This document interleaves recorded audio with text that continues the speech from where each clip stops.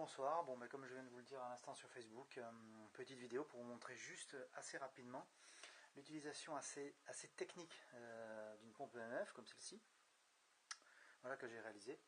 Cette pompe EMF a la particularité de générer justement des électromagnétiques qui permettraient aux esprits de pouvoir se manifester s'ils en manquent.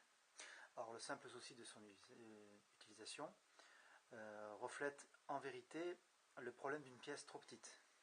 Le souci, c'est que vous pouvez charger votre pièce en électromagnétisme par rapport à l'énergie qui sera donc engendrée, mais le problème aussi, c'est qu'une fois que vous disposez d'un détecteur lors de votre enquête ou d'une enquête paranormale, vous capterez certainement la charge en électromagnétique.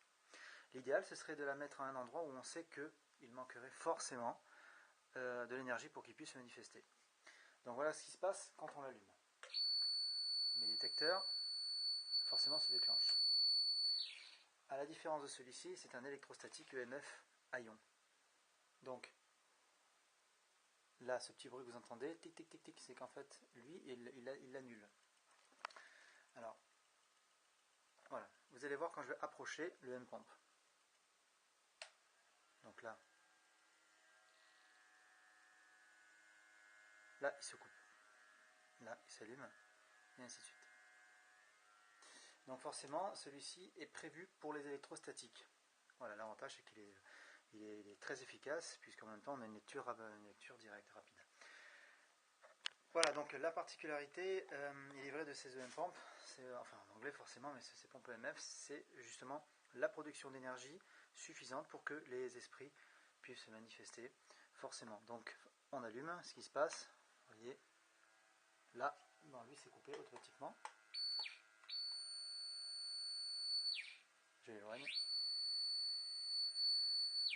Voilà. Évidemment, celui-là est très efficace. Ça marche aussi bien que le cadet. Voilà, donc il y a par contre un quatrième détecteur EMF que je vais commander. Un autre modèle qui est très utilisé par certains groupes. Mais quoi qu'il en soit, les utilisations sont les mêmes. Mais en tout cas, en ce qui concerne les pompes EMF, comme celle-ci, enfin moi c'est ce que je l'ai utilisé dans un boîtier. Je l'ai conçu comme ça. Ça permet justement donc la production d'énergie, mais il ne faut pas la disposer n'importe où. Si la pièce est trop petite, vous pouvez charger la pièce, comme je l'ai dit tout à l'heure, mais forcément, si vous faites des prises de EMF, des relevés, vous allez sans doute, certainement, capter ces énergies qui sont, entre autres, elles aussi résiduelles, du fait que lui, il en aura distribué dans l'air. Voilà. C'est un petit rappel au niveau de l'utilisation de ces EM-Pomp. Pour ceux qui en posséderaient éventuellement, voilà, de toute façon, de toute manière, pour moi ça ne change rien, puisque le fait d'en parler n'est pas un renseignement capital non plus, puisque de toute façon je sais malheureusement qu'il n'y a pas beaucoup de groupes d'enquêteurs paranormaux sérieux qui observent ce genre de remarques.